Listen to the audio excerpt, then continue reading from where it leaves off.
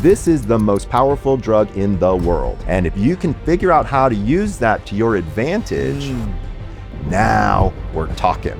If you were a patient of mine and you walked in and let's say you were taking 10 milligrams of Ambien, I could utter one sentence looking at your medical chart and I could make that Ambien not work. I could just turn to you and say, you have cancer. Boom, you ain't sleeping that night. His research has changed the way top CEOs, elite athletes, and millions of people think about sleep, energy, and performance. A best-selling author and one of the most trusted sleep experts in the world, Dr. Michael Breus, thanks for being here. I think sleep is kind of like the volume knob for greatness. When your volume is low, nobody can hear you. You can't hear you. You can't perform at the levels that you want to perform. Sleep affects every organ system and every disease state. Literally everything you do better with a good night's sleep. What ruminates in the mind that causes us not to sleep? That is literally the number one question that I'm asked is, what do I do if I wake up in the middle of the night, somewhere between 1 and 3, and I can't get back to sleep? What do you do? So I've got a whole routine, and I tell people all the time about it. So first of all, you said there's a difference between sleep experts and sleep doctors. What is that difference? Yeah, so it's not just a nuance, it's a whole different kind of area. So a sleep expert, and by the way, I love sleep experts. They really help me do my job really well. Sleep experts are folks who are a lot of times academicians, right? So they're running research, they're looking at things. But when you do a research study, it's in a very controlled environment, right? And you get these interesting results and you can talk about them and tell people all these interesting things. That's what a sleep expert does. They kind of create an overwhelming theory based on all their research and try to explain a problem. I'm a sleep doctor. I take care of people's sleep. I take care of people's apnea, narcolepsy, insomnia. I look at these things called chronotypes, which I know we're going to get into, but I pressure test all of their ideas in the real world, and then I manipulate them so that they work. So a lot of times it works in the research lab, but it might just not work in your bedroom. Yeah. Well, it's interesting because before we started, you were talking about how you have 2 French bulldogs that sleep in bed with you. Yes, you have a 60-inch big screen TV, flat screen TV, that's bright lights on the whole time. And right away, I was like, that's everything that sleep experts say not to do. Right. They say to have it, 50 degrees or something, 60 something degrees is the perfect temperature. Blackout shades, snake plants, like they have all these like cooling temperature sheets, like they have the perfect environment, which I actually love the idea of having the perfect environment to allow yourself to sleep. But it sounds like as one of the top sleep doctors, you don't do that. Nope.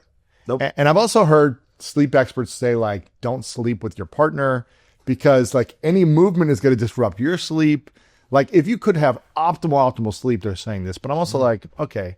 But who has that? Right. I mean, exactly. Come on. Exactly. It's who ridiculous, has that? Right? So as a sleep doctor, you go against the rules of a lot of sleep experts. What I try to do is I try to adapt them, right? And try to figure out what is the mechanism inside of their research that they're finding can help people with better sleep. And then how do I adopt that to people's real living and real lifestyles, right? Yeah, I know you're an entrepreneur, right? Entrepreneurs sleep differently than other people sleep. Let me give you an example, right? So I work with entrepreneurs all the time. And one of the classic things that I hear people on the doctor side is, hey, I fall asleep just fine, but I wake up somewhere between 1 and 3 o'clock in the morning, and it either takes me an hour or I don't fall back to sleep. What is that and how do I fix that? By the way, that's the number one question that I get asked, but it's different for an entrepreneur. When an entrepreneur wakes up in the middle of the night, they're not stressed. They're excited. They're thinking. They're like, I've got the idea. I figured out what my business problem is. And so we have to be able to change some of the thinking that we used to have for insomnia and adapt it to the entrepreneur mindset. Yeah. When I was growing up, it would take me hours to fall asleep. Really? And it would take me hours. And I think it was just like a stressful home environment. And I didn't feel maybe psychologically or emotionally safe. And, I knew my parents loved me, but they didn't have a healthy relationship with each other. Right. So there was a lot of uncertainty and screaming and fighting and silent treatments. And then just this, what's going to happen? The uncertainty of life as a 7, 8, 10-year-old. Yeah. I would argue a lot of sleep-related issues are fear-based, right? So you might have been safe physically, yes, but emotionally, Things weren't necessarily where you thought they should be or understood they should be. Yeah. And that fear can really play a role. Most of sleep issues that I deal with have an anxiety component to them. And when I think about anxiety, it's not like, oh, I'm afraid of this, or, I've got a phobia about that. There's a level, my heart rate is up, there's stuff going on. It's not working here. And I'm concerned. I'm scared. That will override just about anything. Really? Yeah. I'll give you an example. If you were a patient of mine and you walked in and let's say you were taking 10 milligrams of Ambien, I could utter one sentence looking at your medical chart and I could make that Ambien not work. I could just turn to you and say, you have cancer. Boom. You ain't sleeping that night, right? It overrides the pharmacy, right? This is the most powerful drug in the world, is your brain. And if you can figure out how to use that to your advantage, now we're talking, right? So I'm not saying anything against pills. There are plenty of people out there who use medications. And by the way, there's nothing wrong with that. There are certain situations where pharmaceutical intervention makes a ton of sense, right? Yeah. If you're a paranoid schizophrenic, you get your Ambien, okay? If you've been in a motor vehicle accident, got terrible pain, hey, you might need a sleeping pill. My goal is to try to get people off of those medications when they're not necessary. Yeah. Almost everybody was able to sleep without pills when they were younger. So let's see if we can figure out how to get back to some of that. Yeah. And as a psychologist, then what shifts in the mind that causes people not to be able to relax and slow down their thinking? Right.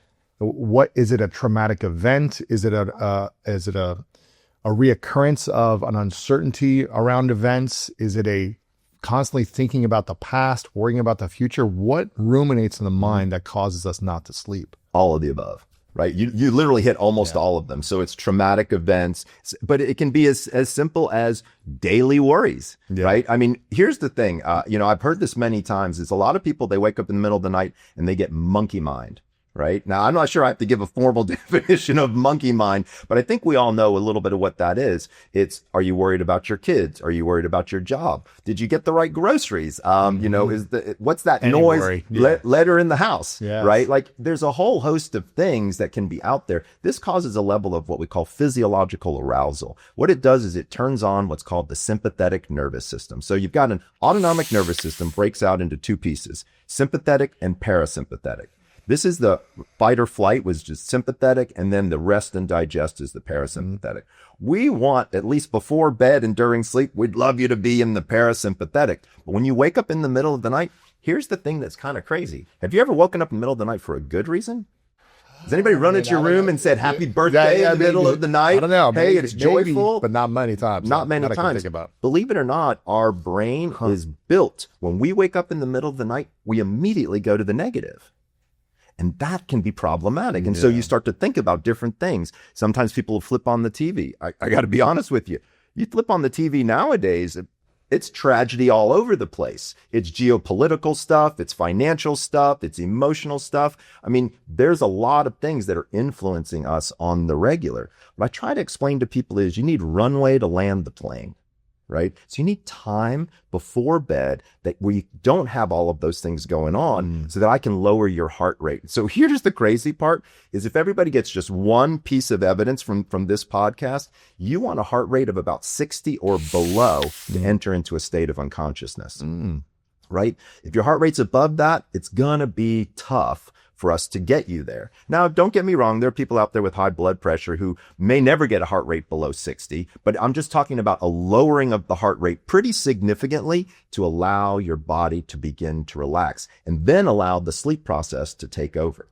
And if your mind is constantly ruminating on stressful things, or it's watching stressful things, it's going to be hard to bring it back down. Exactly. So I use all kinds of different techniques for people, even when they wake up in the middle of the night. Because like I said, that is literally the number one question that I'm asked is, what do I do if I wake up in the middle of the night, somewhere between 1 and 3, and I can't get back to sleep? What do you do?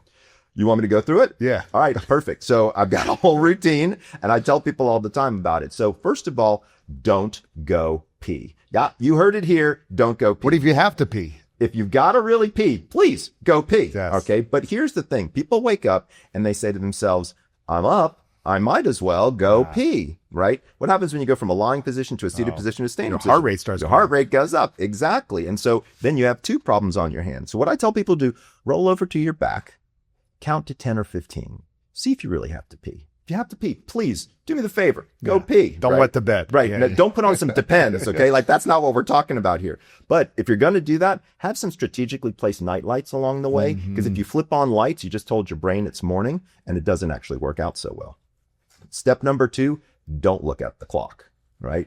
Here's what people do. Then you start ruminating more. Well, you instantly do the mental math. Oh man, right? I lost this sleep. I need this much more sleep. Now you're done tomorrow, right? Yeah, you're like, you spin up, and now you're pissed off. Yes. Right? You're like, oh my gosh, it's 3:30. I got to get up at 6. Sleep. Like, that doesn't, in the history of time, no one has ever forced themselves to sleep without anesthesia. Yeah. Okay. So it just doesn't work that way. So if you can, avoid the clock. Now, what I tell people, plug your phone in across the room. You can still hear it if there's an emergency, because everybody always tells me, oh, what if my kids call, or use it for my, alarm clock? Great. Stick it across the room. But what happens, most people, when they wake up, they grab their phone and they head to the can. Yeah. Right. And you know what they do? They're checking social media. They're looking up their, who needs that at 3 o'clock in the morning? Nobody. So if you can avoid it, don't go pee. If you got to pee, remember, please go pee. Avoid the clock. Now you're lying there and you're wondering, well, what am I supposed to do? I want to back up for a second and describe to everybody why this has occurred. Because, by the way, it's biology. Okay. So here's where it gets really, really interesting. Your core body temperature rises till about 10:30 at night, and sleep follows your core body temperature. It hits a peak and then it drops. That drop is a signal for your brain to release melatonin. Melatonin is kind of the key that starts the engine for sleep. It's not the only thing that you need, but if you ain't got no melatonin, you're not going to be able to fall asleep. Right. Your core body temperature continues to drop. At some point in time, if your body doesn't heat up, you go hypothermic and you die. Guess what time that is? Between 1 and 3 o'clock in the morning. Every human on Earth wakes up between 1 and 3 o'clock in the morning. But here's what happens. They burp, they fart, they roll over, and they go back to bed. I'm talking about what happens if that doesn't occur. What happens if you don't fall back asleep immediately? Here's a technique that I have all my patients do, and they love it. It's called 4-7-8 breathing. So this is a technique that was developed by Dr. Andrew Weil, Harvard-trained naturalist, believe it or not, used in the military to help our snipers be able to shoot in between heartbeats. Because, if your heartbeat's beating too fast, you can actually change the trajectory of the bullet. One little flinch. Exactly, right? And so here's what it is. And by the way, it's exactly what it sounds like. You slowly breathe in through the nose for a count of 4, you hold for a count of 7, and you slowly push for a count of 8. Now, you need to do this about 20 times, and those cycles will dump your heart rate below 60, which is kind of our magic number. Now, I'm going to be honest with you. When I try this myself, and by the way, I've had this happen to me. I'm not immune to having sleep problems every once in a while. I mean, I'm a human being, right? I lose count. And then I get anxious, and then my heart rate goes up, and now I've completely screwed the whole thing up. So here's what I do is I have people take their hands and make light fists. And when you do one level 4, 7, 8, you stick out a finger. 2, 3, 4, 5. You get to 10, you wrap them back. Most people don't even make it back. Because you're also like heavier, right? Exactly. And you do it down by your sides, right? And so now you're doing something distally, and then you're breathing. And here's the kicker, is you want to picture the number in your head. Because you can't count and think of anything else at the same time. It's impossible. So you picture that 4, then the 3, then the 2, then the 1, then the 7, all the way down, and then the 8 for the push. And now it's not a hard push. To be clear, it's very gentle, very light. It's a breathing in and breathing out. Also, I couldn't hold my breath for 7 seconds and push when I first started doing it. So I modified it a little bit. So I did a 4, 5, 6 for about 2 weeks, then a 4, 6, 7, and then a 4, 7, 8. Yes. A breathing strategy, which I think is really important. Now, here's also what happens if this doesn't work. What happens if you get through 20 cycles and you haven't fallen asleep? A couple of different things you want to think about. One is there's actually data now to show something called non-sleep deep rest, otherwise known as yoga nidra, right? Lie there, relax. It's actually rejuvenative. So even if you don't fall asleep, but you're chilling out, you're actually doing your body some good. And as we were talking earlier, you're going to stay positive. So many people go into this negative mindset. If you find that you're lying there and you're like, this sucks, and you can feel your heart rate going up, that's the time to go ahead and get out of bed. Have a specific area in the house, right? Where there's a book, there's a light, and you can just relax, chill. And when you start to feel sleepy again, then return to bed. Yeah. Now, is it, most people think they have a sleep problem because they're not getting 8 hours of sleep. Yep. Is 8 hours still the optimal for average human beings? Absolutely not. No. No, absolutely not. Should some people be getting less or more depending on their personality, depending on their job, the person, if they're athletes or?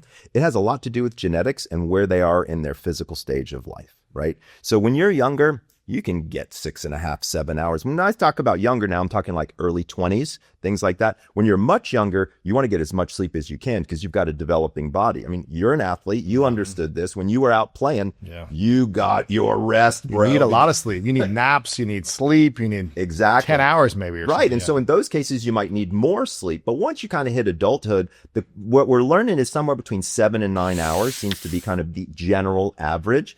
I'll be honest with you, though, I get about 6.5. I'm 58 years old. I get 6.5. I've had no coffee today. This is my energy level every day, right? So sleep is flexible. That's the thing I want people to really understand. I've got so many people out there who are like, the only way I'm going to optimize is if I get 8 hours. Remember, sleep isn't about quantity. It's also about quality of sleep. And so depth of sleep matters. Are you getting the right stages? How is that going for you?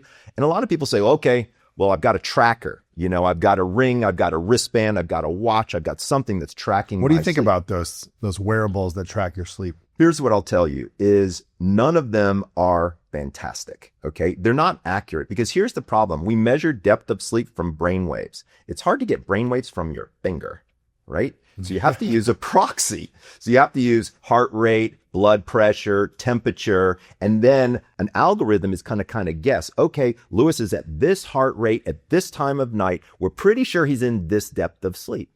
The biggest problem I think with the trackers out there is people just zone in and it'll hijack your day. I can't count the number of people who walk up to me and they're like, Dr. Breus, I only got 14 minutes of deep sleep last night. Am I going to die? You're probably going to die, but it's not going to be from deep sleep loss, right? Because how much did you get the night before? And they'll say, 16 minutes. I go, how about the night before? 18 minutes. I said, well, then the tracker's being consistently inaccurate. I can work with that, right? What we're looking for is the delta or the deflection. So if you get 14 minutes every single night, there's no universe you're only getting 14 minutes of sleep. It doesn't work that way, right? It's being consistently inaccurate. But if you get 14 and then you get 407 one night, I want to know what happened that night. Right? Look at the trend at the end of the week. Don't double down on the number because sometimes it becomes a self-fulfilling prophecy.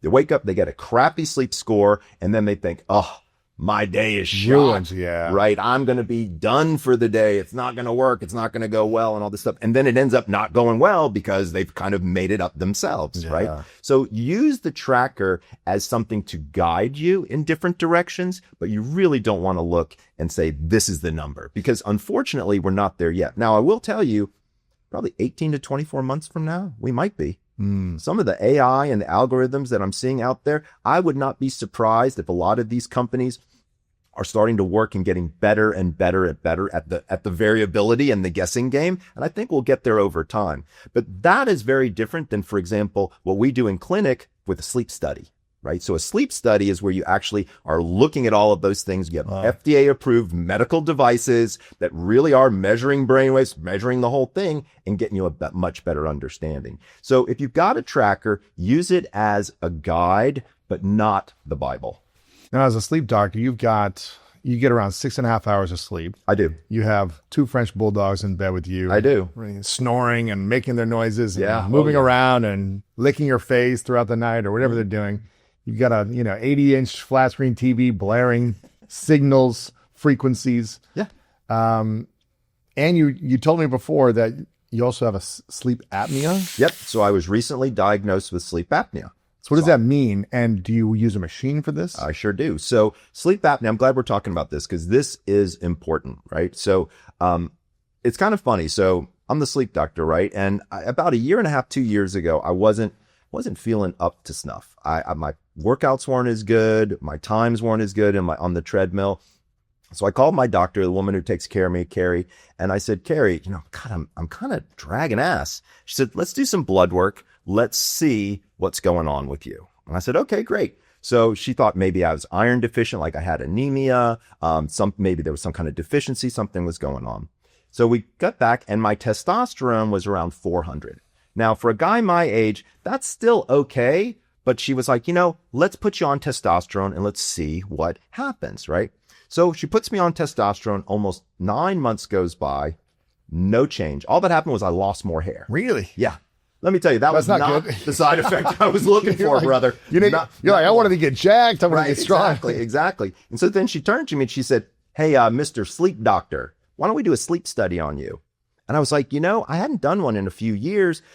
In the clinic, when I used to be practicing on the regular, I would test out all the new equipment on myself. So I had a pretty good idea what was going on. So my company called Sleep Doctor, we actually do home-based sleep tests now. So by the way, since COVID, almost nobody really needs to go to the sleep lab if you're looking at sleep apnea in particular. So I got a machine comes to the house. You wear it on your wrist with a little thing on your finger. That's it, by the way. That's the whole thing. You sleep with that. Yeah. Sleep with that.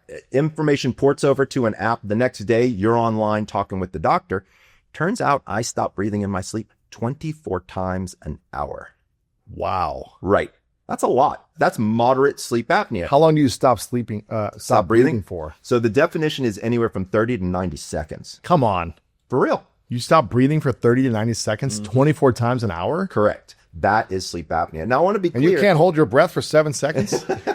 Right? It's a little bit different. Interesting. So it's fascinating when you start to kind of look through these ideas. But for everybody out there, obstructive sleep apnea is where there's a blockage somewhere in your throat. Now, a lot of times we think of sleep apnea as a big person's disease. Look at me, dude. I'm 160 pounds soaking wet, right?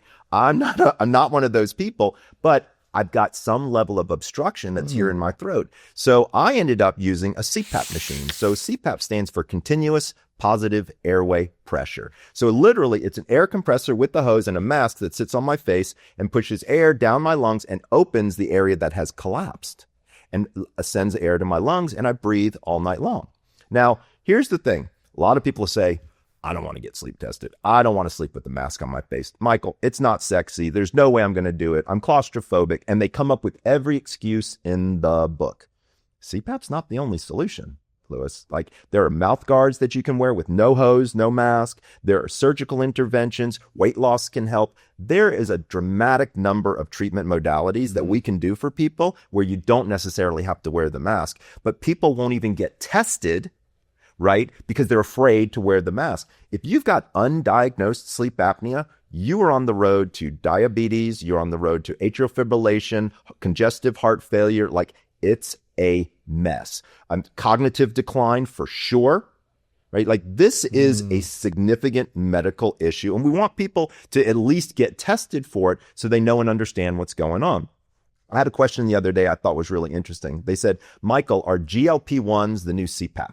Right? Because, people are losing weight with GLP-1s. And I think it can be helpful, but I don't think it's the only solution. And by the way, there's a pill now that's in progress. It's in the research trials. I would say 18 months from now to 2 years from now, there's a pill that you'll be able to take that will be able to help you with your sleep apnea. Really? So people need to get tested. The School of Greatness is brought to you in partnership with Airbnb. I had one of those travel days recently on a trip to Europe where everything just stacks up.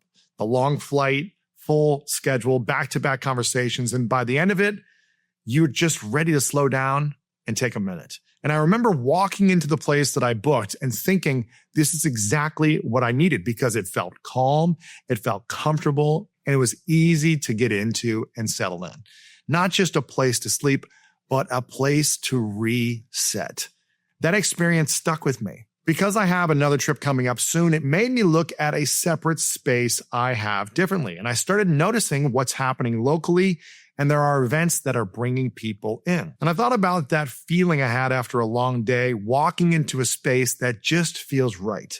That's exactly what people are looking for in those moments. And listing your space on Airbnb is a way to be a part of that, while also bringing in some extra income. Your home might be worth more than you think. Find out how much at airbnb.com/host. Is it true that one of the greatest things that an individual can do to reach their greatness is to have better sleep? 100%. I think sleep is kind of like the volume knob for greatness, right? When your volume is low, Nobody can hear you. You can't hear you. You can't perform at the levels that you want to perform. Sleep affects every organ system and every disease state. Literally everything you do better with a good night's sleep. I mean, cancer has a circadian rhythm. I mean, we can actually help people with cancer faster and better if they're sleeping better. Like, really? It's unbelievable. There's now data to show that if you administer chemotherapy at a particular place in someone's circadian rhythm, we need less chemo and it works better. Come on. Dude, the research on this? out there. Wow. Absolutely. So wait a minute. So you can, if you have cancer and you get treatment, if you get chemo at a certain time, in your circadian rhythm, it could potentially, the research is showing that it helps you recover faster. And you need less chemo. Less poison is going into your body. Really? Oh, yeah. The research has been around for a little while. I mean, okay, so tell me about circadian rhythm then. Why is this important for us to understand, and what should we know about our own circadian rhythms? So sleep is basically two separate systems in the brain. One is called your sleep drive. The other is called your sleep rhythm. Sleep drive works a little bit like this. When a cell eats a piece of glucose, something comes out the back end. That thing is usually called adenosine. Adenosine works its way through your system, goes through a very specific receptor area in your brain. As that accumulates, you get sleepier and sleepier and sleepier. That is sleep drive. By the way, as an aside, I'm kind of a sleep geek, so I'm all into the research. If you look at the molecular structure of caffeine and the molecular structure of adenosine, they're off by one molecule. What does that mean? So I'm going to tell you what it means. I figured out this thing. I call it the Napa Latte. So here's what we do. The Napa Latte. Yeah, you're going to like this. All right. So if you're dragging ass, you've only got 4 hours, the night before, you got a big presentation, you're going to be on a podcast, you're going to do something cool and fun. You want to be able to be present and be able to be at your best. Here's what I want you to do. Take a cup of drip black coffee, no cream, no sugar, throw 3 ice cubes in it merely to cool it down, slug it as fast as you can, and then take a nap for 25 minutes. You burn through the adenosine, right? And since caffeine and adenosine are off by one molecule, caffeine fits into that place, blocks future adenosine for up to 4 hours. So what does that mean? That means you're wide awake and not dragging it for 4 hours. Really? Absolutely. I do it with athletes. I do it with CEOs all the time with my entrepreneur set. Don't do a Napa Latte every day, right? No. That's not what we're looking for. Once a month if you didn't get a good night's sleep or something. Right, exactly. But you can definitely use something like this to your advantage. So give me an example. You're up all night ruminating, thinking, excited. Yep. You can't sleep. Maybe you only get a couple hours. Yep. And you got a game, you got an event, you got a speech, you got something the next day. Right. I would say somewhere around 60 minutes before you're going to go on, right? Do this 25, take the coffee, cool it down, take the coffee, drink it. Why not hot coffee? Because you have to drink the whole thing fast. Okay. It's merely to cool it down. You can't sip it for an hour. You have to drink it. No, that's not the goal. The goal is to put it in and close your eyes. And what if you can't sleep right away? Doesn't matter. It still works, even if you never actually fall asleep. But be in a room that's quiet, that's dark. Give yourself a good opportunity to be able to do that, right? And sleep for 25 minutes? 25 minutes. You don't want to go over that. You ever taken a nap and felt worse, not better? Yeah. That's because you sleep too long. This is a very subscribed nap. 25 minutes, right? With the caffeine in front of it, you'll be shocked at how well it works. That's sleep drive. All right. Now let's talk about sleep rhythm, because that was the question that you asked me. What is circadian rhythm? Why do we care? This whole cancer idea, what's happening there? So circadian rhythm is kind of my area of expertise. It's one of the areas that I really love, because within circadian rhythm are these things called chronotypes. Okay. So a circadian rhythm is a lot like hunger. You ever notice that you're hungry around breakfast time, around lunchtime, around dinner time? That's your circadian rhythm for hunger. For sleep, at least here in North America, most people are sleepy somewhere between 10 and 10:30. You go to Latin America where they take a siesta during the day. They eat at 10:30. I mean, these people are up, That's right? crazy. That's a whole different, ball game, and we can work with those people. But circadian rhythms are basically your brain is telling you when to go to bed. Melatonin is really the big factor on the circadian rhythm side. Melatonin is a sleep regulator, not a sleep initiator. Okay. Initiator would affect adenosine. Melatonin affects the circadian rhythm. So I had a patient who came in, and if I'm honest with you, dude, I failed. I failed with her. We were trying everything. She had terrible insomnia. I tried cognitive behavioral therapy, which is my drug of choice, if you will, for my patients. We tried medication. We tried sleep hygiene. We tried everything. When I have a patient that doesn't do well, I bring them in for free, and I just assess. Because clearly I must have missed something that's going on here. About halfway through the interview, she turns to me, and this is when I was practicing on the East Coast. She said, Dr. Breus, she said, if I just lived in California, everything would be great. I'm like, explain that to me. She said, well, everything there is 3 hours later. She said, if I could just go to work a couple hours later and stay a couple hours, I think it'd be fantastic for me. I said, well, why can't you do that? She said, well, I don't think my boss would like it. My husband probably wouldn't like it. I take care of him and the kids, waking up in the morning, that kind of stuff. She said, and by the way, I'm not doing well at work. I'm on like probation, like my work product is down. I said, well, can I call your boss and ask him if you can come in 2 hours later? And she said, you can try. So I call up her boss. This was on a Monday, and I explained who I was and what I was doing, who I was working with. Of course, I got her permission in order to do all this. And he said, you want to do what? I said, I want her to come in 2 hours later. So in this particular job, she had to be there at 8 a.m., right? So I said, I want her to come in at 10, and I want her to leave at 6. I said, can we do that? Is she leaving 2 hours later? Yes. Okay, so you're still the same work hours. Same work hours, but we're just starting 2 hours later. Exactly. He said, Michael, you can try whatever you want. I'm firing her on Friday. Wow. I'm like, no pressure. Great. Right. Wow. So we run the experiment. Did you tell the patient this? Like, hey. No. Because then she really wouldn't sleep. Right. Right, exactly. So I didn't tell her that part. So I call him back on Friday, and he picks up the phone. And you know what the first thing he says to me is? I got 3 more employees I want you to talk to. Wow. Okay. This is what's called a chronotype. It's genetic. You don't actually get to pick it, by the way. I got interviewed a couple weeks ago by the Wall Street Journal, and they said, what do you think of the 5 a.m. club? I said, I think it's the second stupidest idea I've ever heard other than mouth tape. Okay. Okay. Tell me why. Because 85% of the world can't wake up at 5 a.m., Lewis. 85%. They're going to fail no matter what, genetically speaking. I can actually look, if you had your genome sequenced, I could look at your 23andMe or your Ancestry.com. I can show you where it's an area called the PER3 area. I want to be clear, there's about 30 areas that control this, but PER3 is kind of the big one that we look at. And if you have something called a single nucleotide polymorphism, which is a SNP, which means that the building blocks, if they flip one way, you're an early bird. Now, you've heard of this term before. A lot of people out here have never heard of chronotypes, but they've definitely heard of early birds. If it's flipped another way, you're a night owl. If it's not flipped, you're what we used to call a hummingbird, okay?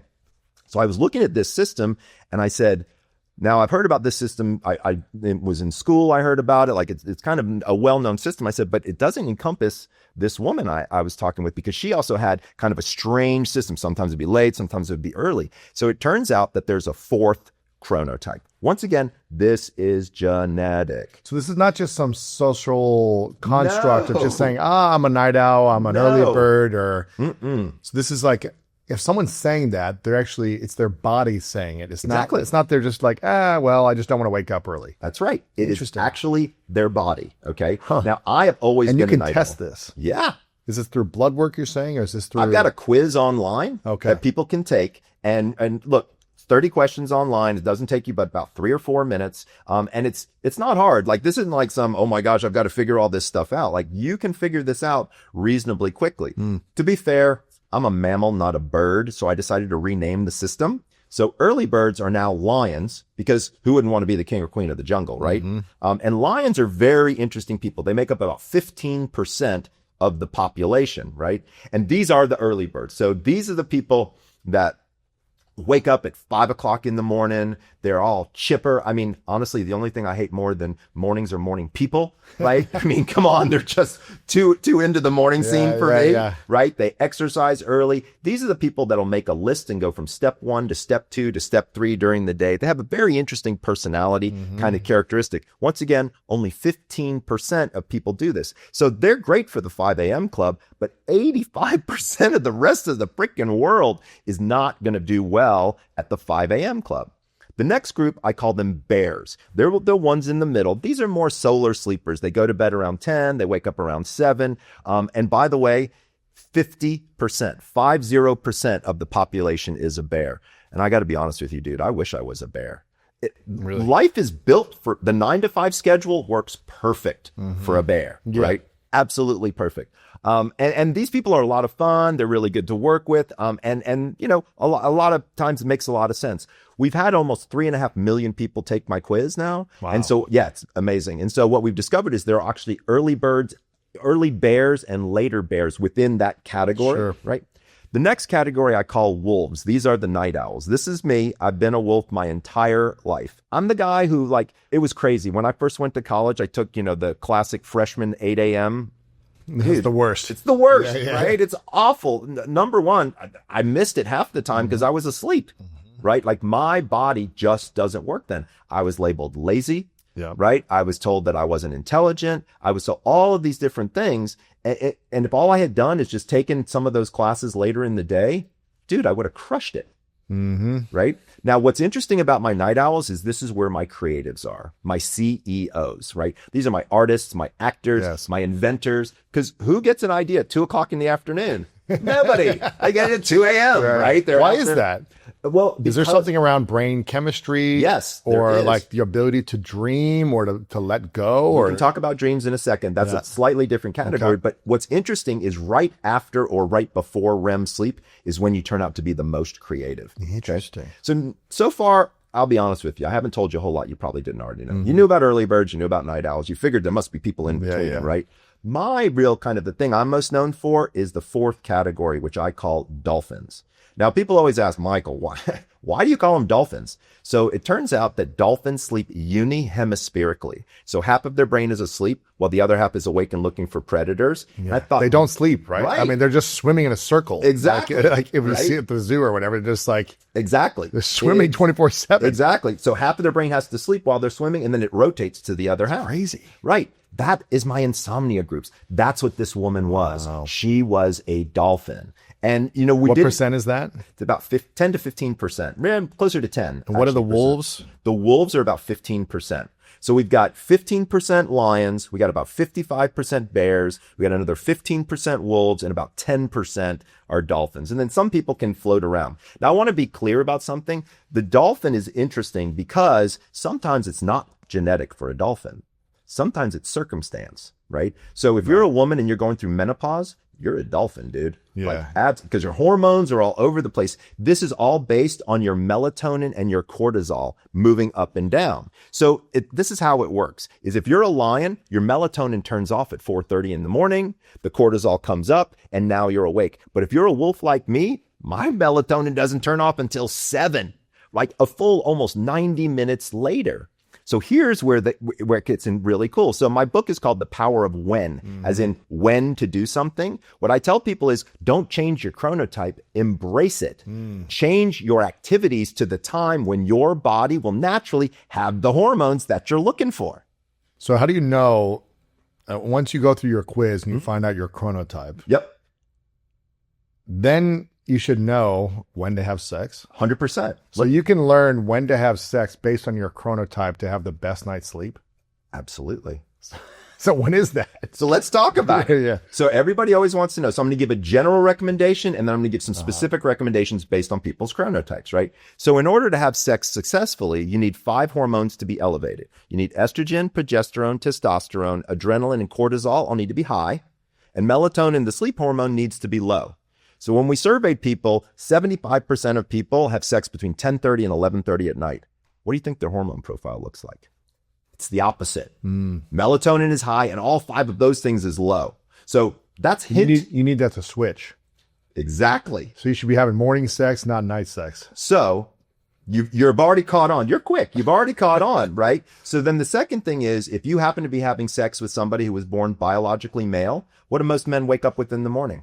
An erection. If that's not Mother Nature telling you when to use that thing, I don't know what is. Again, if you're exhausted at night and you can't get an erection, why force it? Exactly.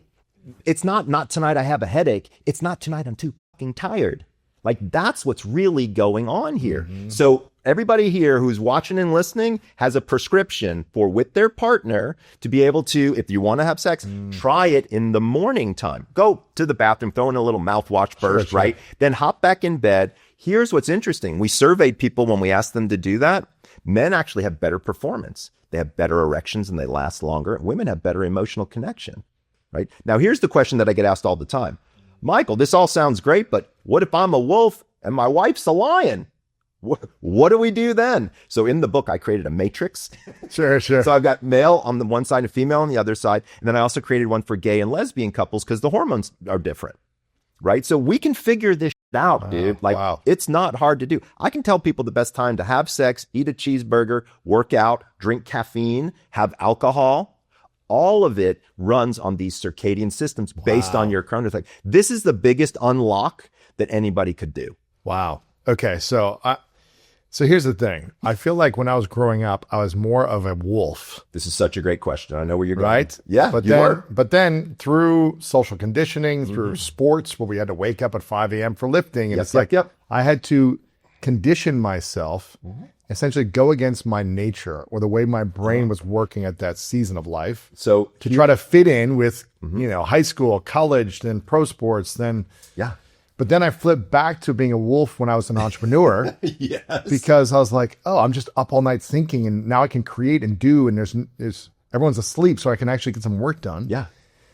But then I was like, okay, well, 2 a.m. every night doesn't work also because now I'm gaining weight and I'm not, it's like my healthiest.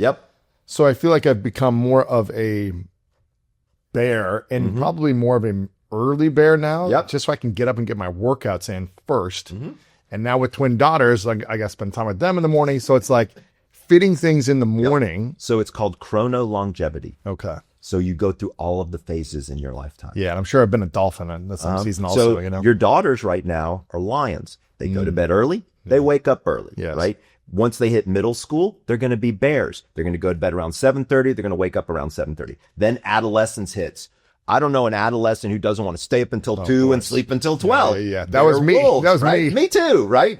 Then when you hit about 20 years old, it sets for about 30, 40 years. Really? Yeah. And then it starts to go backwards, right? So if your parents are still alive and you call them up and you said, hey, mom, I want to go out to dinner tonight, she would say, oh, great, I'll meet you at 5:30. Yeah, exactly. Right? My mom's taking a nap throughout the day multiple times. Right, because, well, we should talk about that. Yeah. But what's interesting is your chronotype seems to go backwards. So it shifts throughout your lifetime based on stress, based on gender, based on women, if they're going through menopause. Men can go through something called andropause. So there's a whole host. Maybe how much daylight you get during the day. All these and I'm so glad you asked that because that's such an important factor. Light turns out to be the biggest factor when it comes to sleep in terms of allowing you to sleep because melatonin cannot be produced in the presence of light. Really? Yeah, we call it the darkness hormone or the vampire hormone because it only comes out at night. So your body won't create melatonin if the sun is out. That's correct. Or if you see the sun. Correct. Now, what happens with jet lag? People always ask me this, like, I'm on an airplane, Michael, and my body thinks it's this time, and that's why we get jet lag, is because of this mismatch between our brain and what's going on in our environment. So how do you never get jet lag? Believe it or not, there's an app for that. I've seen that. It's called Time Shifter. I've seen that. Yep. So does it work? Full disclosure, I'm both an investor and developer of Time Shifter. Okay. All right. But I'm going to tell you something. The shit works. It Yeah. works. So what we do is we give you a schedule. We know so about 15, 20 years ago, they discovered that if they put a specific frequency of light, blue light, in fact, in front of you for a certain period of time, we can shift your circadian rhythm by almost 8 hours. So it turns out jet lag is a math problem, right? So if I know where your circadian rhythm is, let's say you're in LA and you're going to Paris, right? Well, I know what time it is in LA, we know what time it is in Paris, and we know what time your flight is. All we have to do is time when we show you the light that squelches your melatonin, and then we give you a little bit of melatonin when you're supposed to be sleeping on Paris time. And if you can't quite wake up because your melatonin is still trying to come through, we give you a little caffeine, maybe even take a nap. And by the time you get to Paris, I have you on Paris time. Come on. Swear to God. So is the app give you a blue light through the phone? Is that what it is? Or it doesn't no, it doesn't. But what you do is you can bring a light with you, or you can turn a light on. You can use any light that you want. Really? A blue light though? Yeah. Yeah. Not blue the color. These lights have blue in the frequency. I see what you're saying. Gotcha. So blue light is a frequency between 460 and 480 nanometers. And you just look at it. Now you don't have to stick it here. Like you can have it here while you're eating breakfast or things like that. Like I have a lot of clients who live in New York City, right? And during the winter, like it's dark, right? Also, by the way, we just kind of flipped over to daylight saving time. That messes you up too. It's a terrible idea. Why? I mean, it's a terrible idea. It seems like my whole last week was a mess because of this. Yeah. And by the way, your daughters will actually be lagged behind. Oh, they were. I know. That was rough. It's awful, dude. Because it was lighter later. They would go to bed and I was like, and they were fussier for hours. I was like, why do they keep allowing daylight savings to happen? They shouldn't. The American Academy of Sleep Medicine has been very clear on this. Standard time is where we should all be. The bottom line, people shouldn't wake up in the dark. Okay? Because melatonin still keeps going. So what you have to do is get one of these light boxes. You can buy them on Amazon for like $100. I travel with one all the time. Really? Yeah. I put it in my sleep kit. I create my own sleep kits when I travel. So we shouldn't wake up during the dark? Absolutely not. It's just your body wasn't designed to do that. But there are lions that wake up in the dark, right? They do. They do because their melatonin turns off naturally. Interesting. Yeah, it's pretty cool. I'm telling you something. This Chronotype is an incredible unlock. I had one entrepreneur chronotype his entire company and then schedule meetings based on people's chronotypes. Come on. Think about it. If I know what time of day you're going to be focused and paying attention, you're going to be able to be present for the meeting. Like there's data to now show that an average employer loses approximately $3,200 per employee per year based on something called presenteeism, which means the body's there, but the brain ain't there. If you're trying to have creative meetings at 8 o'clock on Monday morning, and most of your creatives are wolves because that's the people who are the creatives, right. Dude, you're never going to get anything done. What's the best time for a wolf to be creative? In the evening time. So as an example, when I work with creative agencies like marketing agencies or some of the big brands, what I'll tell them to do is, look, don't have your 8 a.m. Monday morning meeting. Have it Thursday at 4 o'clock. Bring some guacamole, a little bit of beer, and you're going to get more out of your group than you could possibly imagine because they're there, they're present. That's what greatness is. Wow. It's being present. Yes. Right? Man, that's fascinating. So, as a new parent to twin girls, they're going to be rough, bro. They're going to be 5 months this week. Mm-hmm. Congratulations. Thank you very much. It's a beautiful journey. It's pretty cool. What advice as a sleep doctor would you have for me to ensure that I get the best sleep possible, my wife gets the best sleep possible? Yep. Knowing that things are to keep evolving as they grow. Yep. So there's a whole host of different things, but my favorite is what I call the on-call system.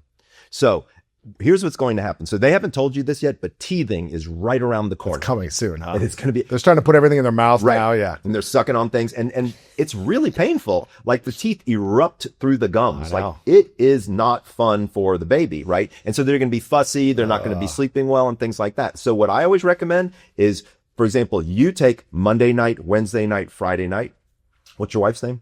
Martha. Martha takes Tuesday, Thursday, Saturday. You flip a coin for Sundays. And here's the deal, is if the twins get up, it's one person who has to get up with them. Not both. Not both. Why should both suffer? Exactly. You know? And if you alternate like that, you can get one good night's sleep and then one crappy, and then one good and one crappy, and then you make it through your day. Wow. And then it's just a matter of time to get through it. Yeah, it's a matter Now, of here's time. what's also cool is if you're a lion and your wife is a wolf, you could actually do it like that. Yeah. You can take advantage of the night, you take the chronotype. morning. Exactly. That's smart. Exactly. Interesting. Now, we mentioned briefly about how different cultures sleep in different ways. Yes. I'm an American. I was raised here, and there's a certain standard of living and when people eat around 6 to 8 p.m. maybe for dinner or whatever. Mm-hmm. But my wife's from Mexico, and they eat at 10 p.m. Yes. And on New Year's, they eat at 1 a.m. Yes. Dinner. And it's like, come on, guys, I'm going to bed. But this, not all Latin cultures, but predominantly Latin cultures have this siesta. later evening. And later evenings. 10 o'clock start. Mm-hmm. Which to me seems crazy because you're like, don't you want to try to go to bed by 11:30, 12 and actually let yourself rest and recover? So a lot of those people end up being chronotypes, but it's all shifted because this comes through culturally from hundreds of years of people evolving there, right? Also, they're closer to the equator, which means they get more light later. Right. And so remember, it's still light at 10 p.m. Yeah. Right. And remember, light is the real meter or metric against sleep. You can't make melatonin with light going on. So they've had to adapt from a cultural perspective. And what happens when you take a 30 to 60 minute nap during the day, a siesta? Does that mess up your nighttime sleep? So I'm a big fan of the nap, especially while watching golf, right? Oh yeah. You can sleep during that. Rory gets to the tee box. It's like, it's all really quiet. And if you fall asleep, you can just catch up on ESPN like that. So it's pretty easy. You didn't miss anything. Right. But insomniacs should never nap because what happens is when you nap, you lower that sleep drive, that adenosine we were talking about, makes it much more difficult to sleep. But naps can be a good thing. Absolutely. I love a nap. At 20 minutes, what's the ideal time? 20-25 minutes is really where I like to see people, because if you nap too long, what ends up happening is you pop over into a deep sleep, and man, it's tough to get yourself out of deep sleep. Wow. Yeah. What is the 1 or 2 questions that most people are asking about sleep today? Well, we went through the whole idea of what do I do to wake up, like waking up in the middle of the night. I think that's really a big one. We talked a little bit about, what are the sleep disorders and undiagnosed sleep apnea. So I think that those are kind of some of the big ones. And I think we were able to cover that. But, a lot of people, it's unfortunate because a lot of people don't see a sleep doctor unless they're in their office. Right? And they've already been diagnosed with something. They don't really are able to get their questions answered. And so what I like to do is I like to give out as much, evidence-based information about what's going on in sleep and how you can use this to your advantage. I'm a very practical guy. Like, I'm not a big theory person. I'm pretty prescriptive. I'm good about telling people exactly what to do. Yeah. So I'd like to, if I can, give people a 5-step plan. Let's do it. Right? That they can roll through every single day, which can help them with sleep. So step number 1 is to have one wake up time 7 days a week. Same wake up time. Same wake up time. Let me explain why. When you wake up in the morning, sunlight hits your eye and you have a special cell in your eye called a melanopsin cell, right? This cell turns off the melatonin faucet in your head. Okay. And by the way, it sets a timer for approximately 14 hours later. Okay, when your melatonin turns back on. So what I just said was the time that you wake up directly determines when melatonin turns on at night. So if you're waking up at 6, melatonin's going to turn on about 8. Takes 90 minutes for it to get up and in. You start to get tired around 9:30. You go to bed at 10:30, right? But if you wake up at 8, melatonin doesn't start until 10. And now you've got a different problem on your hands. One wake up time. If people only get one thing from what I'm talking about today, really? Do that one. Okay. Not the same sleep time? You will automatically metric yourself, right? If you know you're getting up at 6 on Saturday, you ain't staying up until 1. I can assure you. You'll do it once, maybe twice, You'll be exhausted, and then you'll be done with that one, all right? Step number 2 is to stop caffeine by 2 p.m. We really haven't had a chance to talk about caffeine. Caffeine has a half-life of between 6 and 8 hours. Okay. If you stop at 2, 8 hours later is 10, which is roughly when most people are thinking about going to bed, and at least half of the caffeine is out of your system. A lot of people don't realize that I can fall asleep. I can drink a cup of coffee for at dinner and fall right asleep. It's because you're so damn sleep deprived that you're falling asleep. Okay. But if I put electrodes on your head and I look at the quality of the sleep you're getting, you're not getting deep sleep if you've got caffeine on board. I mean, a lot of cultures will have a cappuccino or an espresso after dessert. I get it. At dinner time. I get it. And they're falling asleep. It's problematic. Really? It is. Okay. Go decaf. It's not going to kill you. You still taste it and you'll be fine. Trust me on this one. Yeah. Okay. Number 3 has to do with alcohol. There's a really big difference between going to sleep and passing out. Right. Okay. Yeah. Right. Like we've all been there. Being unconscious and being unconscious. Right. Exactly. Right. Because alcohol basically anesthetizes you. Wow. Right. And so by the way, I like bourbon. Okay. I like have a beer every once in a while. I'm not saying you can't drink. Right. But what I am saying is you need to be thoughtful about when you drink. So here's the schedule. Let's say you're sitting down for dinner at 6:30, right? Have your first glass of wine, then have a glass of water. You want to always go 1 for 1 because you want to be flushing the system out, pretty quickly. It takes the average human approximately 1 hour to digest 1 alcoholic beverage. Wow. Now you order your second glass of wine. Maybe you finish it, maybe you don't. Then you have your second glass of water, stop, and then 3 hours later, if that's your chronotypical bedtime, you are on the go. It's perfect, Wow. right? So limit yourself to 2 drinks, but step number 3 is to stop alcohol 3 hours before bed. Wow. But there's no nutritional value to having alcohol. Absolutely none. Here's the crazy thing. It doesn't help your brain. It doesn't help your sleep. It doesn't help your gut. Nothing. It does nothing. Okay. During dry January, all of my patients call me up and they're like, Michael, my sleep is so much better. I'm like, no shit. Stop drinking alcohol. Right. Exactly. You stop drinking alcohol. Step number 4 has to do with exercise. I know you're a fan of exercise, as am I. I work out every single day. I was in the gym this morning. But if you exercise too close to bedtime, it increases your core body temperature, right? And that makes it hard to sleep. So stop exercise 4 hours before bed. Stop before hours. What about like a brisk walk or even just a slow walk? Walking after dinner's fine. Zone 2 is fine. Okay. But you just don't want to break a sweat, because that increases your core body temperature. And in fact, walking after dinner has actually been shown in studies to help with digestion. So it's probably a really good idea to do that. What about like a hot bath, a sauna. Let's talk about a it. hot tub, like things that activate that way. So thermoregulation is what you're talking about, or the body's ability to change temperatures, and how does that affect sleep? It turns out it's very, very important. And here's the one thing that you can control as a consumer. You don't need a drug. You don't need a therapy. You can actually control the temperature. A couple of different ways to do it. With our insomniacs, sometimes 90 minutes before bed, we do have them take a hot bath. Because what we do is we mimic that core body temperature drop that I was talking about earlier by raising it. Raising it. You can do the same with the sauna, right? Sauna, hot bath, 90 minutes to 120 minutes before bed. Is okay. Absolutely a good idea. Works, really. Absolutely a good idea. It's going to help you drop your temperature. Correct. Now, let's talk for half a second about what happens under the covers, right? So here's what's interesting is people always say, well, Michael, I'm going to, crank the AC on and go to 65 degrees or 68 degrees. The data would say somewhere between 65 and 72 turns out to be about where you want to be. But here's the thing. This unit that we're walking around in for a while runs at 98.6 degrees. It's a heater. It is. And when you're under the covers, guess what happens? You create your own little mini sauna, right?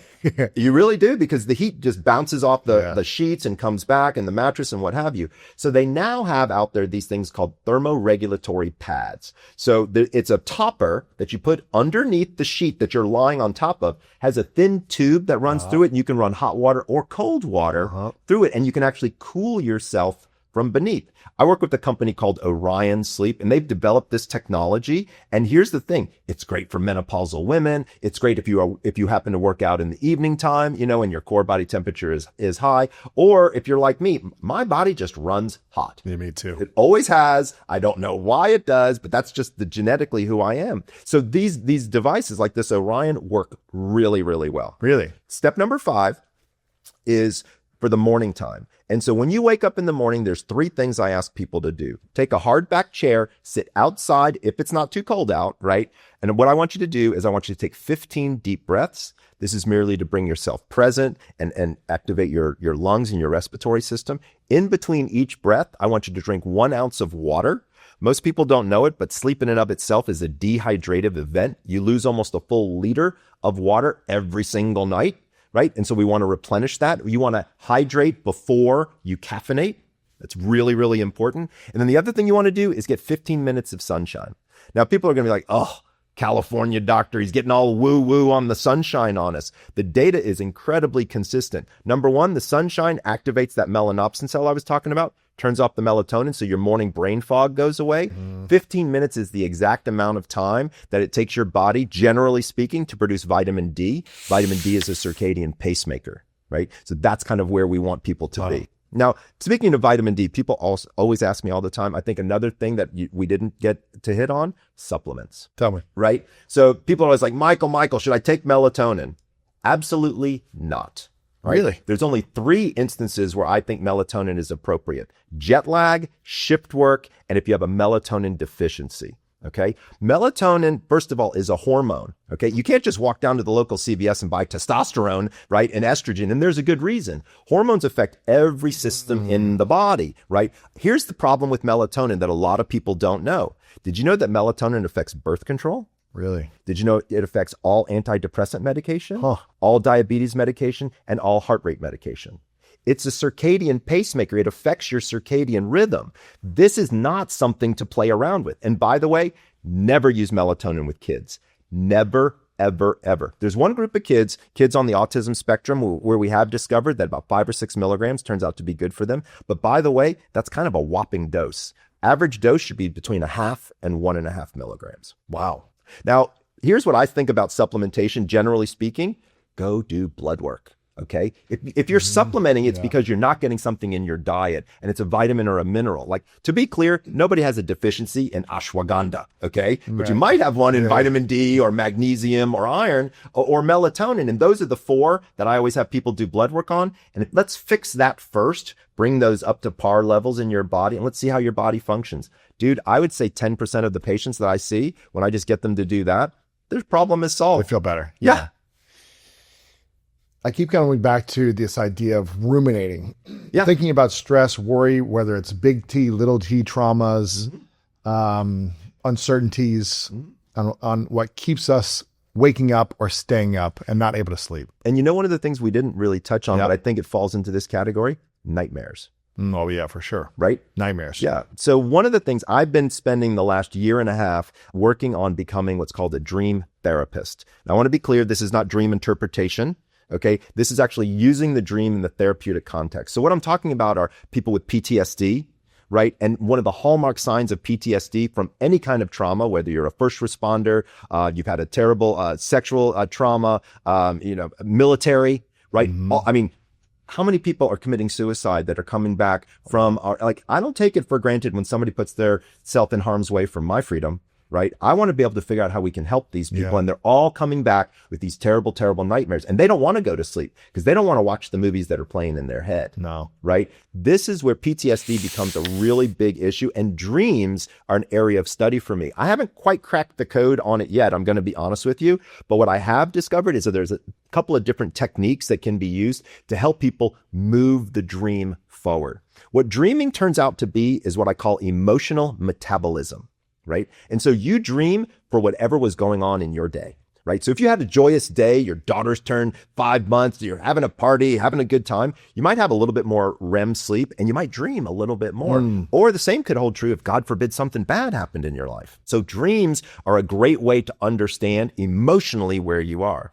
People also oftentimes have these things called repetitive dreams or stress dreams.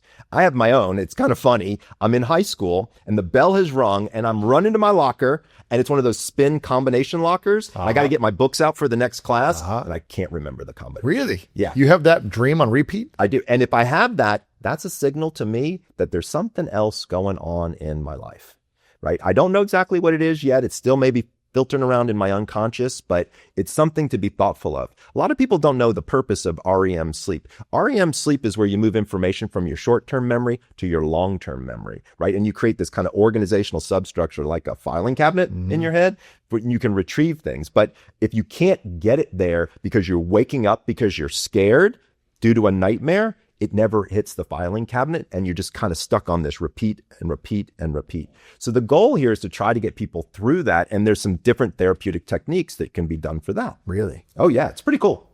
What about sleep hypnosis? So sleep hypnosis, generally speaking, is to help people fall asleep if they're having some level of anxiety prior to sleep. And so there's a lot of different things you can do. Me personally, I like breathing techniques there. Yeah. I think because it's very hard to self-hypnotize. I mean, there are different platforms and there are things that you can look at or listen to that can be helpful. But generally speaking, I think the breathing techniques, the 4-7-8 that we were talking about earlier, I think that has a real, use case right there. Where does the research lie within spirituality and sleep? Oh, that's a great question. Having, faith in God or a bigger purpose or something else. If you've dealt with stress, rumination, anxiety, sleep tremors, nightmares, is there research around faith in God to allow people to sleep better? There's research around faith in general. I don't know. There's a lot of people who have a lot of different forms of what they call a higher power. But here's what I'll tell you is people who are thoughtful in that area have oftentimes sleep better, and you can't be spiritual with a bad night's sleep, bro. It doesn't work. When you're so exhausted that you can't either read the Bible or look at the Torah or the Quran or whatever it is, whatever your thing is, if you're too tired to be able to get those messages and to be able to have that purpose, it's problematic. Yeah. But what I'm hearing you say is there research that if someone has faith in a higher purpose, they sleep better? I would agree, yes. Yeah. Is there any documentation of this out there, or is this more from your experience of? I would say that's more from my experience, but if I'm fair, I'll look it up and I'll let you know. Yeah. I'd be curious about that. Yeah, if people absolutely. sleep better if they believe in God or a higher purpose, or if they don't believe in God, do they sleep worse? I think for the people, this is a guess, I don't have any data on this, but if I had to use my years of experience to kind of figure it out, I think when you don't have a higher purpose, whatever that means for you, it's hard. It's rough. Life is harder. It is. Everything is harder, right? Purpose. I mean, isn't that kind of what defines greatness, right? Is purpose. Yeah. Right. And so when you're, and don't get me wrong, people struggle with purpose all the time. And sometimes you don't always know your purpose, or your purpose can change over time. I think as long as you're in the pursuit of purpose, I think that's really where sleep plays a good role. When you work with those patients that have sleep insomnia or that are dolphins for seasons, right? How many of those have a belief in God or a higher purpose? versus don't? You know, if I'm honest with you, it's not a question that I usually kind of run through with them. But if I was going to guesstimate, I would say that the people that are having the more difficult time might be the ones that don't have a well-defined purpose. Interesting. That's interesting to know. Yeah. The ones that sleep the best, the ones that have followed your routines and the practices and the principles we've talked about, and they've gone from either bad sleep to now consistently good sleep over years. Right. What are the things they're thinking and doing differently? And do you feel like they've healed a certain past trauma?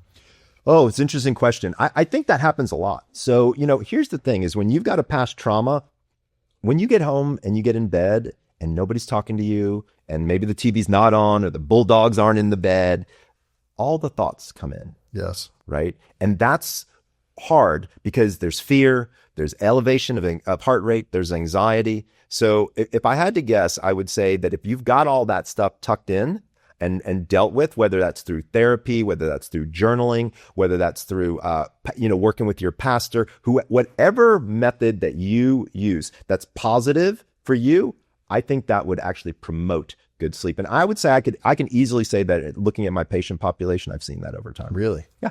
How much does self-identity impact the way we sleep? What do you mean by self-identity?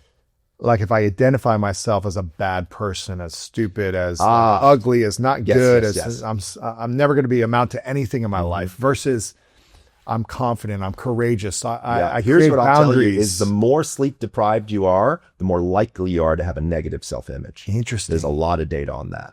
That is interesting. Mm-hmm. The more sleep deprived you are, the more likely you are that the tapes in your head are negative. Yeah. The better sleep you get, the more likely it is that the tapes in your head are positive. So what I'm hearing you say so far in this conversation is that when you learn to manage or navigate your mind in an empowering way, and use tools, helpful tools that support you in calming your mind, creating a more empowering self-identity versus a negative self-identity. With discipline and following a couple of those rules we talked about. Like what? Well, I mean, you can not having caffeine in the middle of the night or something. Right, exactly. Like you can't do that. And you can't have bedtimes all over the place. But if you've got the things that you're talking about with the discipline, dude, that's a winning combination. Interesting. So, and it also sounds like you can do all the things right. You can do these 5 steps. You can wake up at the same time every day. You can stop caffeine at 2 p.m. You can. Yeah, but if you think you're a pile of you know what, you're not going to sleep well. None of the things. You could have the darkest room at 62 degrees and the perfect conditions. But if you're ruminating that I'm a piece of crap, you won't sleep. More than likely not. What we're talking about here is a little bit into the data on depression and sleep, right? So if you get to that point where those negative tapes have really started to affect you and you become depressed, what happens to your sleep? Yes. It's pretty interesting. So it seems to bifurcate, and we seem to be 2 different camps on this. One is people have a tendency to not sleep. And then the other is people have a tendency to oversleep, right? So people who they're so depressed, they don't want to be in the world, right? They want to stay in bed for 9, 10 hours. When somebody comes to me and says, oh, Dr. Breus, I need 10 hours of sleep a night, big red flag pops for me, right? Unless they're an athlete and they're doing something crazy like that, I ask about narcolepsy and I ask about depression or undiagnosed sleep disorder like apnea. And by the way, undiagnosed sleep disorder can lead to those negative thoughts, which then compounds it. Like, it's such a compelling reason. Like, if you want to have a positive attitude and a positive life, get a sleep study. Like, it's not that hard. What about narcissism? You know, there's a lot of information going around that more and more people are becoming narcissistic or having narcissistic tendencies or narcissism. Do narcissists sleep better than those who don't have narcissistic tendencies? I'm not familiar with the data in that area, but if I was going to like put on my clinical hat and talk about it, if you're a true narcissist, you think you're fantastic, right? And so you probably think you're full of purpose. The rest of the world might hate you, but you probably think you're full of purpose. But if you really are you start to identify and you say, wow, I'm kind of a narcissistic ass. Like I'm kind of not like the nicest person. I think you trail down into sleep-related problems for sure. Wow. Now, there's a lot of kind of sleep hack trends out there right now. Mouth tape being one of them. So stupid. Why? So stupid. As a sleep doctor, does mouth tape work, or why do you think it's stupid? So here's the thing. There's actually data on this. There was a meta-analysis that was released last year looking at 20 different studies. People have died using mouth tape. Come on. Dude, I mean, it's the data. I'll send you the study. Wow. Right. And here's the thing, because people are not seeing if they have undiagnosed sleep apnea. If you've got undiagnosed sleep apnea and you tape your mouth shut, it's not a good idea. Yeah, you got a stuffy nose and you can't breathe. And by the way, that's the reason why people use mouth tape, or they're mouth breathers, because they've got nasal congestion. Fix your nose. Fix your nose. It's very simple. I think mouth tape kind of falls under the mom test, which is call your mom up and say, hey, mom, I'm thinking about taping my mouth shut while I sleep, and see what her reaction is. She might say, I'd love it if you did it during the day, but it really sounds like a stupid idea at night. It is a stupid idea. Wow. Okay. So before the data came out about this, and it started being big maybe 4 or 5 years ago, this mouth taping, as a sleep doctor, do you think, oh, maybe this is I guess if you have your mouth open the whole time and you're not I never thought it was a good idea. Really? Biologically, it doesn't make sense. 90-something% of people, their mouth will naturally close while they sleep. The question becomes, why is there a group of people out there that this isn't occurring? It's the nose. Really? Look, it's all about nasal congestion. By the way, it's not that hard to fix your nasal congestion. You can use a saline spray. There's that device, I think it's called the Navage or something like that rolls, hot water through there. It out, yeah. Right. You can use Flonase, which is over the counter now. They can squirt up your nose and be able to reduce that tissue. Like, here's the thing. When you're taking in air through the mouth, right, it's like leaded gas going into the tank. Right? There's no cilia, there's no filter, there's nothing that's pulling those particulates out. So I get it why we want our mouth closed. And I understand that there are people out there who are like, look, it's the only way it's going to work for me. I don't think so. Go call an ENT. Have your nose looked at and let's figure out what's going on. Interesting. Why is it important for us to sleep? Why is it important for us to breathe through the nose when we sleep and not through the mouth? Again, you're not getting good air. Right? The air that you're getting when you breathe through the mouth. When you breathe through the mouth, because all the particulates are going straight into your lungs, right? The purpose of the nose, like, you've got 2 nostrils, you've got 1 mouth. Noses are for breathing, mouths are for eating. Like, that's really how it was, however the big guy upstairs, planned it all out. That's pretty much biologically speaking. How much should we be breathing through our nose throughout the day and night versus through the mouth? Because when you're speaking, you're going to breathe through the mouth. Yeah. Absolutely. So in my 5th book, it was called Sleep, Drink, Breathe, Wellness is Too Complicated. These are some of the most important habits. We've talked a lot about sleep, but let's talk about breathing. And then, of course, hydration is the other one. People always say, like, why did you write a book about things your body naturally does? It's like, well, because our body we're kind of putting hurdles in front of ourselves to do some of this stuff. And so what we need to think about here is getting clean air in, humidified clean air in, actually is better for oxygen exchange, right? Most people are shallow breathers, right? They're not, right? And so what ends up happening is when you're a shallow breather, your heart has to beat twice as fast in order to distribute oxygen in an effective manner, right? So this 4-7-8 breathing, right? It's perfect because you slowly breathe in, you hold and use all your oxygen, create your carbon dioxide, and then you push it all out. Your heart is more efficient, which lowers the load on your heart, right? We don't need our hearts beating any faster than they need to be beating. We need efficient hearts. And breathing in through your nose is one of the best ways to do that. Gotcha. So how often or how much of the time should we be breathing through our nose while we're sleeping? Throughout the day and all night? The time. The whole night. Well, I mean, generally speaking, 90%. Yeah, something like that would make sense to me. Sure. I guess if you're speaking part-time and you're breathing throughout your mouth, it's different. Yeah. I mean, look, I'm a public speaker. You're a public speaker. Like, when I'm on stage, what's happening? I actually pace myself. Like, I actually know when my breathing is off when I'm on stage, because I'm out of air at the end of a sentence, right? And when you're on, I speak in front of, you do too, like big crowds. Like, one time I was on stage for Tony Robbins, 12,000 people in the audience, right? And, your heart starts beating fast because it's exciting and it's a lot of fun.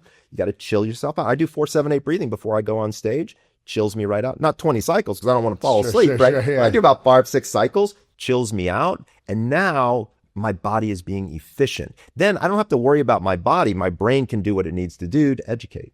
So I've heard you say mouth taping is stupid. It is. And what about kind of the nose strips, the opening the airways? Yeah. Let's talk about those. And so I like those, right? So anything you can do to open up the pipe is going to be a good idea. I will be honest with you. For me personally, whenever I've tried those nose strips, I have slightly oily skin. They have a tendency to migrate, and all of a sudden it's like across my eye, and I'm like waking up like, what's going on? They now make internal nasal dilators, right? These little, like almost like a little stent that you put right in here inside your nose. I use one called a mute. And it's like, turn the mute button on. My wife always says, like, if you had any whiskey tonight, put in that nose thingy, because here's what happens. Alcohol causes inflammation inside your nose. Congestion. Really? Yeah. Why do you think people snore when they drink alcohol? This is the reason, right? So internal nasal dilators, I think, don't get me wrong. There's nothing wrong with the strips. I just personally, they just don't work great for me. So what I'm hearing you say is don't fix your mouth, fix your nose if you can't breathe. Absolutely. Try to expand the nose, try to find ways to enhance it, reduce inflammation before shutting your mouth. With a piece of tape. With a piece of tape. Yeah. Exactly. Your mouth should close. It should naturally get there for you. Keep your mouth shut, right, but not like trap your mouth. Exactly.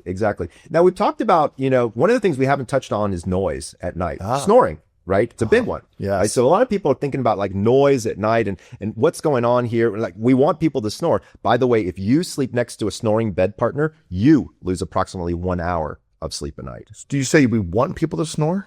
No. Snoring is bad. Yeah. Right? Snoring means that there's some kind of disruption in your airway. Snoring is like on the way to apnea. Now, to be clear, snoring related to the nose or the throat? Great question. So you can have snoring in 3 different places. There's a nasopharynx, an oropharynx, or a hypopharynx. And so let me back up. You ever been in the garden and you stick your thumb over the end of the hose and the water squirts out faster? Yes. Right? Your nose is the hose in this analogy. So air is coming in. Anywhere that you close the aperture, like putting your thumb on here, makes the air move faster, causes a vibration, causes a cadence, causes a snore. So anything we can do to open up the pipe works better. So that's why that mute thing works really, really well. Sometimes there are oral appliances where you can slowly move the jaw forward, open up the oropharynx, or there are surgical interventions for the hypopharynx. Yeah, surgery is probably the last thing you want to do. Absolutely. Last case scenario. Yes. Yeah. But noise in general is kind of interesting. They're now making earbuds that made to sleep in. Like, so they don't hurt the auricular canal. Right. And there's one on the market. It's called NextSense, which is really cool. And what they do is they measure your EEG. They measure your brainwaves because it's so close to the brain. They figured out a way to do it. Don't ask me how, because I haven't figured it out. But it's pretty cool. And then they know when you're moving into a lighter stage of sleep, they can send in a frequency to help you move back to a deeper sleep. That's crazy. Dude, the tech is cool. So how important is it to keep things quiet when you sleep then? I mean, dude, I sleep with the television on all night long. You can adapt to almost anything. But does it disrupt your sleep? It does. Absolutely. So as a That's sleep why doctor, I have those NextSense things in. You put them in. Yeah, I got my CPAP on. I got my NextSense in. I'm golden. Do you sleep alone or do you sleep? No, my wife's there and the 2 French bulldogs are right next to us. So is she losing an hour of sleep because of the noise and the dogs? And this is such a good question. Of the machine? I have tried to convince her that she is, but here's what's interesting. There's actually data to show that people feel safer with animals in the room. And she grew up with animals in her bed in the room. Now, when we first met, she told me, Michael, if we ever have a sleepover, right, I need to let you know that I sleep with the TV on. And she said this. She said this to me. And I said, hey, honey, I'm becoming a sleep doctor. I'm going to fix that, right? What was this, like 30 years ago or something? Yeah, we've been married for 26 years. Wow. So you ever try to fix something in your bed partner? Doesn't go particularly well, right? Ever. So you've always slept with the TV on since you've been with her? Absolutely. So I studied her to understand why. Because if you live in my house, the sleep doctor is going to take a look at you, right? And here's what I discovered is she's not watching TV, she's listening to it, kind of out of what I call the corner of her ear. It's a distraction technique for her for monkey mind. So you know what I do? I set the timer. Right. So the timer goes off 90 minutes later. Wow. She falls asleep. Right. Half the time she never wakes up again and the TV's off all night long. The only thing I hear is the bulldogs. Now, the bulldogs are an interesting story. So we used to have an older bulldog and my wife went back east to visit her family and I was taking charge of the dogs. We had a younger one and an older one. And with the older one, she turned to me and she said, his name was Hugo. She said, he passed away now. She said, if Hugo is not snoring, it's a problem. Right. So it changed the emotional valence of the sound to me. So it created when she heard snoring, she felt emotionally safe and allowed her to sleep better. Exactly. Even though snoring based on the data makes you lose an hour of sleep a night in the partner. This is the difference between a sleep expert and a sleep doctor. Interesting. Right. There's data and then there's practicality. Yeah. right? People can sleep through almost anything depending upon what's going on. If you understand the emotion that's attached to whatever the sound is, it makes a lot more sense and you can really do pretty well with it. It's the way we interpret the emotions of everything in our life. Exactly. Which allows you to either sleep better in horrible conditions. Correct. Or bad in perfect conditions. Right. Talk to somebody in the military, right? They can rack out anywhere on the middle of a B-52 in a tank in a submarine. It doesn't matter how loud it is down there or any of those places for those guys. Why? Because they know they're safe. Well, somewhat safe. I mean, it's like, yeah. Let's be fair. And you have to sleep also at some point. You can't just be up 5 nights. Correct. Your body will crash out.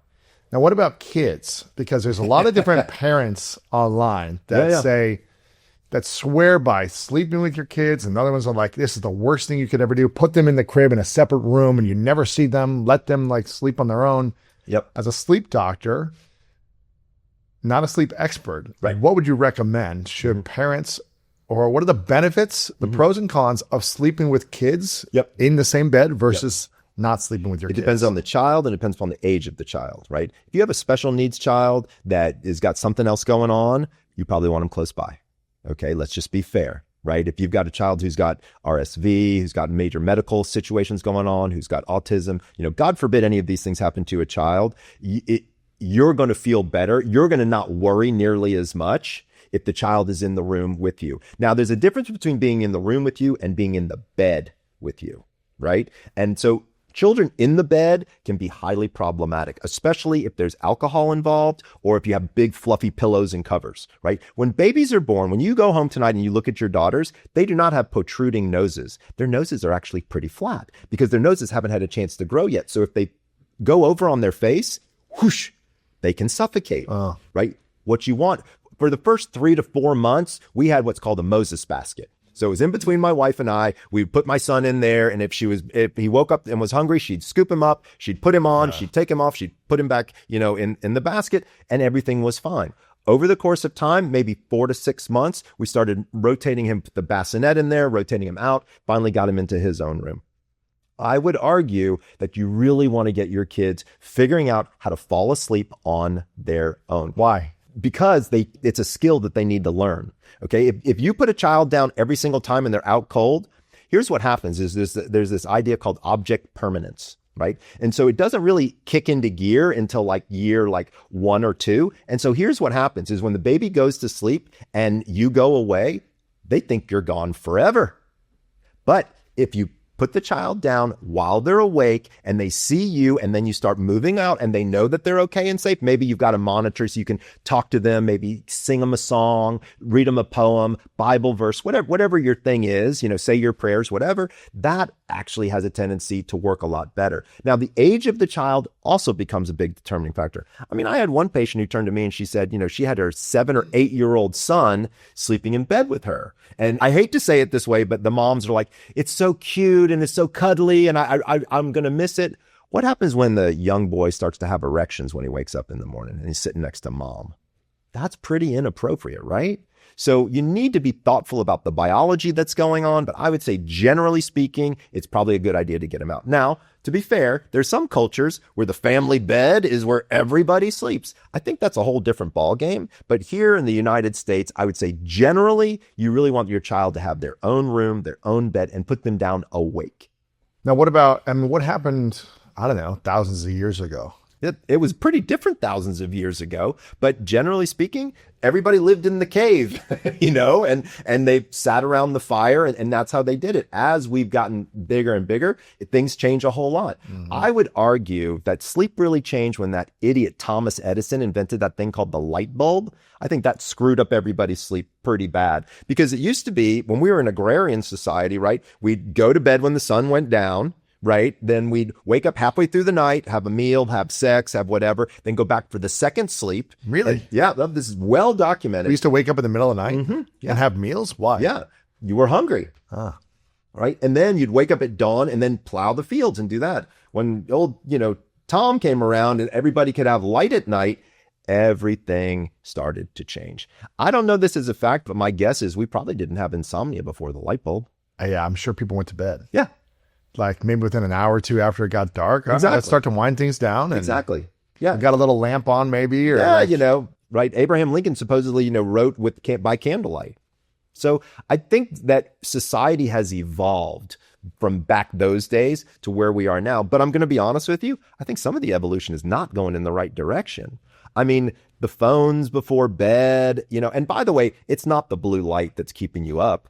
It's if you're trying to get your heart score on Candy Crush, you ain't trying to go to bed. Okay. Like, trust me on this one. Oh man. So yeah. Do you think, people probably had a lot less depression or insomnia, hundreds of years ago? I would guess so. Yeah. Or at least it wasn't recognized. Yeah. Mm-hmm. Now let's talk about phones. Yeah. Since you brought it up. Sure. That's also something we didn't have 20 years ago. Thankfully. I just saw this video online yesterday. Who's the guy who wrote The Anxious Generation? Jonathan. Yeah. Jonathan something. Something. Yeah. Great book, by the way. Yeah. He really talks a lot about anxiety and what's going on. He had a video. It's kind of funny because it was on the phone, but he talks about not having phones. But he had a video go out on his social media of like an AI video from back in the 90s of like kids when they were 8, 9, 10 in the 90s reenacting. They're like, wait, so you had a box that would like call people? You didn't just like go to your home phone and like pick it up and make a call? Yeah. Wait, you didn't stay out till like the lights went on, and then come back home? Right. Wait, you're just on a phone all day? Like, right. Yeah. When I was growing up, here's how it worked. You got home from school, you went outside, you played all day, and then your mom yelled from the porch, dinner time. And if you didn't hear your mom, you know what you did? You just went with your friends to their house and had dinner at their house. Because everybody's mom was having dinner at a particular time. And, then you'd get in the house and the mom would call your mom and say, hey, Lewis is over here, right? We got him for dinner tonight. You take him, my son tomorrow night. And that was just kind of how it worked. That was it. Yeah. Very different. And with phones, if someone is on their phone first thing in the morning and last thing at night, it's not good. It's not easy to sleep probably. Yeah. Well, it's just so much stimulation. Like here's the thing is you can do all the things we've been talking about today. You can follow all the 5 steps. You can figure out your chronotype. But if you're causing a significant level of brain arousal, it's really hard to overcome that. Right. And so if you're watching videos and all of a sudden, something comes on about a conflict or something comes on about, an award show or something, whatever it is, and it piques your interest, it dials up your cortisol, it dials up your heart rate. And now you really haven't done yourself any favors. Read a book. Okay. Read one of your books. Okay. Like this isn't tough. Like keep, Greatness right by the bedside and read it. Yeah. You'll be surprised at how number one, you'll retain the information, but number two, it really helps ease you in. You need runway to land the plane. Yeah. Oh man. This has been powerful. I want people to get your books, The Power of When, discover your chronotype and learn the best time to eat lunch, ask for a raise, have sex, write a novel, take your meds, and more.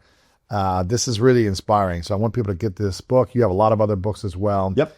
They can check out your website, thesleepdoctor.com, The Sleep Doctor on social media as well. Oh, and we actually created a special landing page for all of your viewers. Okay, what is that? So if people go to sleepdoctor.com/greatness. Perfect. They can check it out. Yeah, they can check out the book. They can take the quiz. They can hear some of the products we were talking about. Whole thing. And there's a home sleep apnea test as well, right? Yeah. And so that's one of the things that our company does. And again, I was trying to tell people, don't be afraid of the test. Let's figure it out. It's less than $200. Okay. It comes to your door. You don't have to go see a doctor. And then a doctor interprets it. It's all done online. It makes life much, much easier. That's cool. Michael, I got a couple final questions for you. Sure. Before I ask them, is there anything else that you're seeing online that could be harmful for people to start believing is good around sleep or sleep practices that is actually potentially harmful? Well, I'm going to be honest with you. Even though I do have my own TikTok channel where I'm trying to give people, don't get your information from social media about sleep.